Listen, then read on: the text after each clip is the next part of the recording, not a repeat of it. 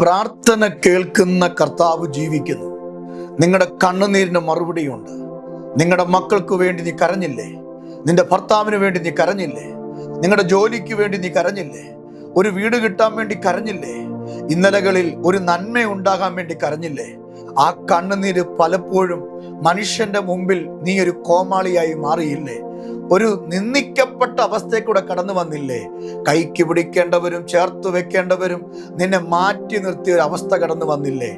പക്ഷെ ആ കണ്ണുനീര് കാണുമ്പോൾ മനസ്സലിയാൻ നിനക്ക് ഈ ഭൂമിയിൽ ആരുമില്ലെങ്കിലും നിന്നെ കണ്ടു മനസ്സലിഞ്ഞിട്ട് നിന്റെ കൂടെ കരയുന്ന ലാസറിന്റെ വീട്ടിലെ സഹോദരിമാർ കരഞ്ഞപ്പോൾ യേശു കണ്ണുനീർ വാർത്തു എന്ന വചനത്താൽ നിന്റെ കൂടെ കരയുന്ന, നിന്റെ അവസ്ഥകൾ അറിയുന്ന, നിനക്ക് വേണ്ടി അത്ഭുതം ചെയ്ത് നാറ്റം വെച്ച ലാസറിനെ പുറത്തു കൊണ്ടുവന്നതുപോലെ നിന്റെ കണ്ണുനീരിന്റെ മറുപടി പുറത്തു വരും.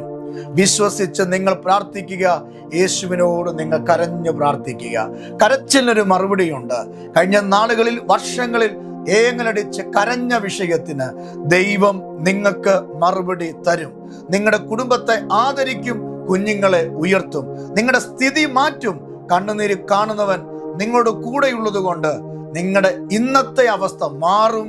കർത്താവ് നിങ്ങളെ അനുഗ്രഹിക്കുമാറാകട്ടെ. ആമേൻ.